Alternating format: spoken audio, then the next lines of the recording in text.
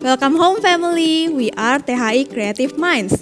I'm Jessica dan hari ini saya akan mengajak family semua untuk menyaksikan video behind the scene Kids Online Service di GSD THI. Kira-kira detail apa saja ya yang dibutuhkan untuk proses produksi Kids Online Service? Yuk kita simak bareng-bareng.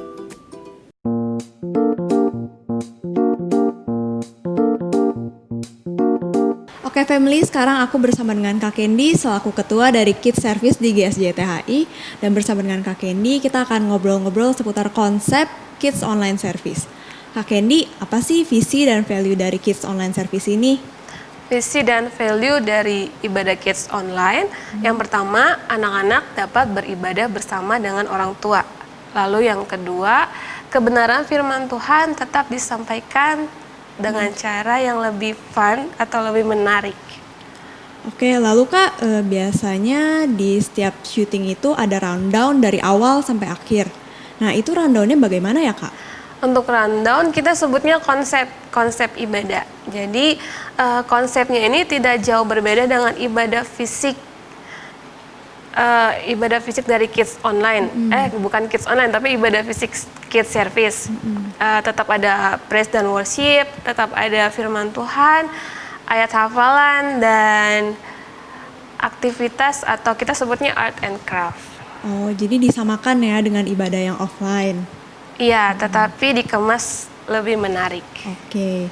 Lalu Kak, untuk proses flow-nya dari pas syuting ke review sampai ke nanti publishing itu bagaimana ya Kak? Untuk prosesnya 2 minggu sebelum dipublish kita ada take record setiap hari Jumat. Ada tim editing, ada soundman, ada teman-teman yang lain sesuai dengan rundown yang kita buat atau kita sebut konsep ibadah. Seperti itu untuk tim editing nanti yang akan memproses sebelum publishing. Jadi akan direview bersama-sama baru kita publish yang mana yang perlu dipublish dan yang mana yang tidak perlu dipublish.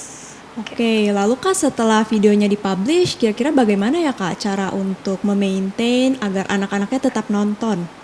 Nah, kalau boleh disebut itu feedback ya. Feedback dari anak-anak, setiap leader punya komunikasi dengan orang tua masing-masing melalui media sosial atau disebut online WhatsApp seperti itu, WhatsApp, DM dan lainnya, Instagram dan lainnya. Jadi masing-masing leader memberikan link sehari sebelum ibadah ditayangkan. Jadi dibagikan ke anak-anak dan untuk kelas kecil khususnya yang nggak punya handphone ya. Jadi mereka lihat terus dalam setiap ibadah itu ada aktivitas dan ayat hafalan yang mereka harus rekam.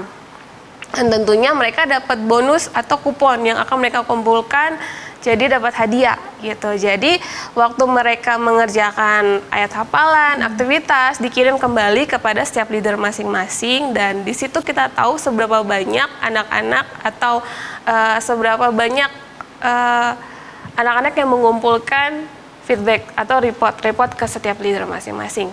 Oh, oke. Berarti H-1 ada follow up ke orang tua, lalu di hari H juga mungkin follow up ke anak-anaknya untuk mengumpulkan report agar mereka juga dapat kupon ya untuk bazar gitu. Iya. Oke, thank you Kak Kendi buat sharingnya, thank you buat waktunya juga, sukses terus untuk pelayanan ya Kak. Oke, terima kasih. Sekarang dari divisi dokumentasi ada kameramen kita Kobili di sini. Kobili, biasa perlengkapan apa saja sih yang dibutuhkan untuk syuting Kids Online Service ini? Untuk Kids Online Service ini ada beberapa alat yang memang kita butuhkan. Yang penting pertama kali adalah kita mesti punya yang namanya camcorder. Kedua, kita mesti punya green screen. Ketiga, kita juga butuh yang namanya lightning. Nah, ketiga alat itu benar-benar berkesinambungan untuk online service ini, Kids ini jadi lebih bagus, lebih atraktif gitu. Lalu ada alternatif lain nggak kok selain memakai camcorder? Alternatif lain pasti, yang namanya alternatif pasti selalu ada. Kita bisa pakai yang namanya DSLR atau mirrorless. Tetapi kendala dari mirrorless atau DSLR adalah pada saat kita mengambil video, itu dia bisa ada yang namanya overheating. Nah, cara mengakalinya main kreativitas aja nih. Kita bisa pakai yang namanya kipas angin. itu bisa nolong tapi nggak lama. Oke. Lalu family biasa di kids service ini menggunakan green screen. Nah, kok biasa settingan pengambilan video dengan green screen dan teknik lightingnya itu gimana ya?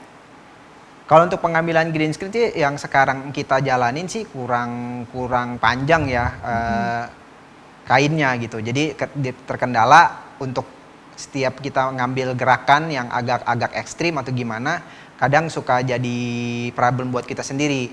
Cuman ya itu nanti kita balik lagi gimana kita kameramen yang bisa atur lah. Kedua, lighting. Kenapa lighting perlu? Karena pada saat kita ngerekam tapi gambarnya gelap, otomatis yang akan tampil nanti di videonya pun nggak ada apa-apa, gelap-gelap aja. Nah makanya fungsi lighting di sini cukup penting. Jadi dia juga fungsi lighting ini bisa nerangin yang belakang, backgroundnya dan orangnya sendiri. Gitu. Oke, berarti kameramen juga harus cekatan dan mengatur lightingnya dengan benar gitu ya? Pasti. Oke, baik. Terima kasih Ko Billy atas sharingnya. Sukses terus untuk pelayanannya ya Ko. Sekarang saya akan interview divisi sound, ada soundman kita Reinhard di sini. Jadi Reinhard, selama syuting untuk Kids Online Service, perlengkapan apa saja yang dibutuhkan? Untuk perlengkapan biasanya kita pakai mixer, mic, laptop, sama headphone sih. Oh, laptop untuk apa ya? Kalau laptop itu biasanya kita pakai sebagai tempat mengolah hasil video dan audio yang dikirimkan. Jadi nanti diedit di laptopnya. Oh, lalu selain keempat perlengkapan tersebut, kira-kira ada alternatif lain nggak ya? Kalau ngomongin alternatif pasti ada. Cuma kenapa kita tetap memilih pakai perlengkapan yang itu? Karena kita memaksimalkan apa yang gereja kita punya sih. Oh, oke. Lalu ada yang bikin penasaran nih, biasanya nih soundnya itu direkamnya sendiri atau terpisah atau gimana ya? Kalau video dan audionya kita rekam barengan.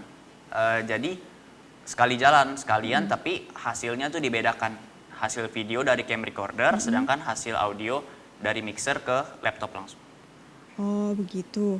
Terus biasanya di video kids itu kan ada lagu-lagu ya. Nah lagu-lagunya itu dari live band kah atau bukan? Kalau untuk musiknya kita nggak pakai live band. Karena kan berhubung PSBB terakhir itu, jadi dibatasilah jumlah orang yang harus hadir.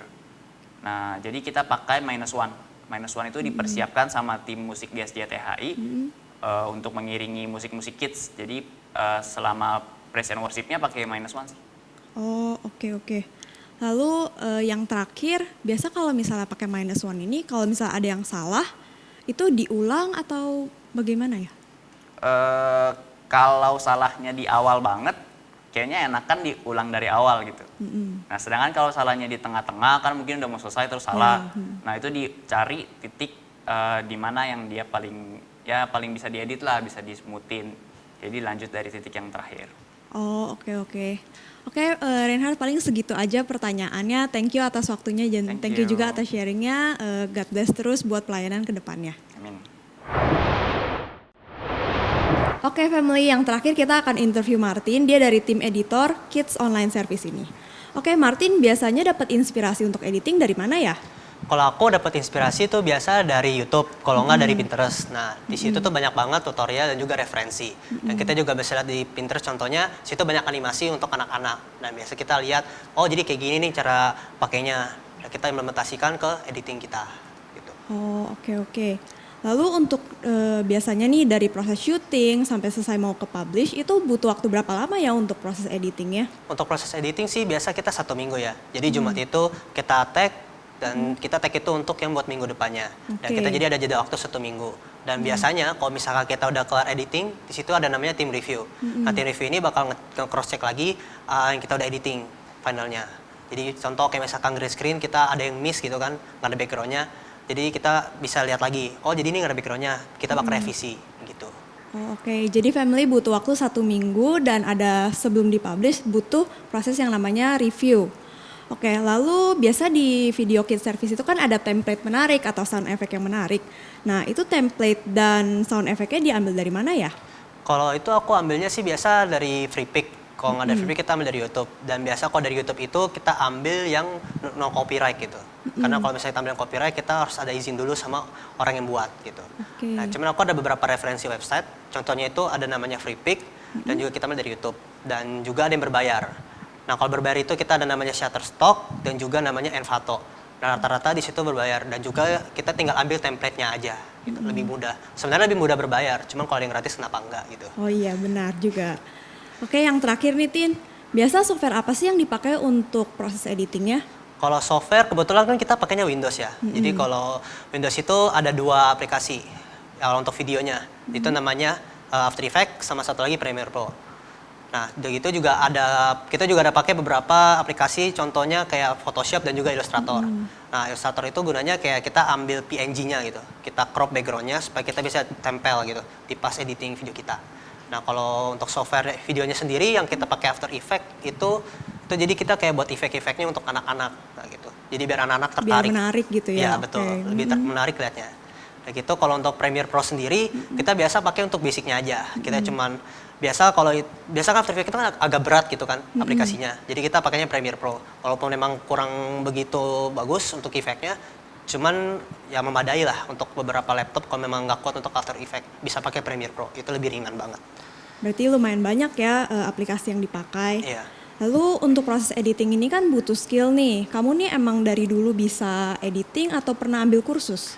Kalau aku sih ada ambil kursus juga dan juga aku ada lihat beberapa tutorial dari YouTube. Dan yang pertama sih yang penting tertarik gitu. Aku juga Passion tertarik. gitu ya? Iya benar. Aku lihat edit video kayak seru nih. Aku pengen belajar. Ya, jadi aku ambil kursus. Aku juga lihat dari YouTube beberapa. Jadi aku belajar sendiri gitu. Oke, thank you Martin untuk sharingnya. Moga-moga tim editor bisa makin sukses untuk kedepannya. Dan buat family, semoga sharing ini bisa dipakai untuk pelayanan family ke depannya. Oke, thank you buat narasumber yang udah sharing dan juga thank you untuk family semua yang sudah mendengarkan. Hopefully video ini bisa berguna untuk pelayanan family ke depannya. Dan jika family ada tips atau mungkin usulan perlengkapan yang bisa digunakan untuk ibadah online, family bisa comment on the comment section below ya. Oke, that's it for today's video. Nantikan video menarik lainnya dari THI Creative Minds. And if you like this video, don't forget to like, give comment, and subscribe ya. A friendly reminder, don't forget that you are awesome and you are creative. God bless you, bye-bye!